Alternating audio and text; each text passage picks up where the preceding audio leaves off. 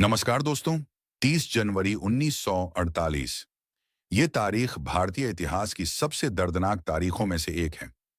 दिल्ली के बिड़ला हाउस में नाथूराम गोडसे ने महात्मा गांधी को गोली मार दी और उसी पल भारत ने अपना सबसे बड़ा नैतिक नेता खो दिया। लेकिन जरा सोचिए, अगर उस दिन वो गोली नहीं चलती, अगर बापू जीवित रहते, तो भारत की राजनीति, समाज और विकास की दिशा क्या अलग होती? आज हम इस वीडियो में इसी कल्पना पर चर्चा करेंगे। अगर गांधी जी की हत्या न हुई होती, तो भारतीय राजनीति कैसी होती? 1947 के विभाजन के बाद भारत और पाकिस्तान खून खराबे में डूबे हुए थे। लाखों लोग विस्थापित हुए, लाखों मारे गए।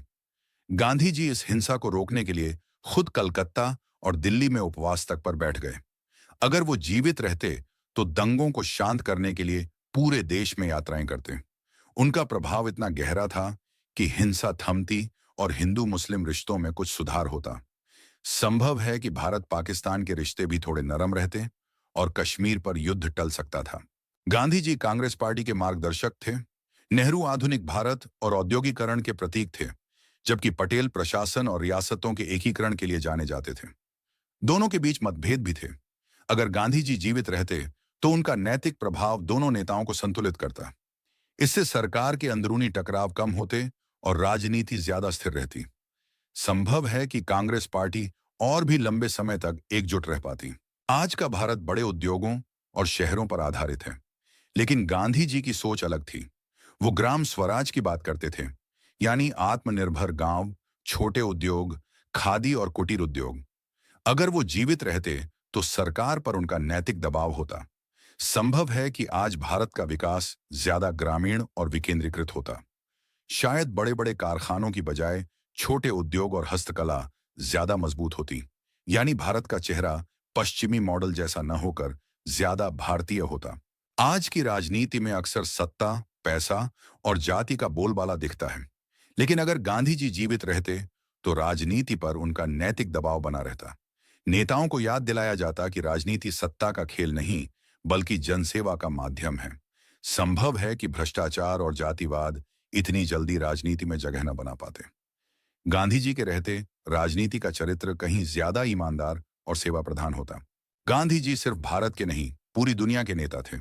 उनकी पहचान थी अहिंसा और शांति। अगर वो जीवित रहते, तो भारत की विदेश नीति पर भी असर होता। भारत का गुटनिरपेक्ष आंदोलन और मजबूत होता।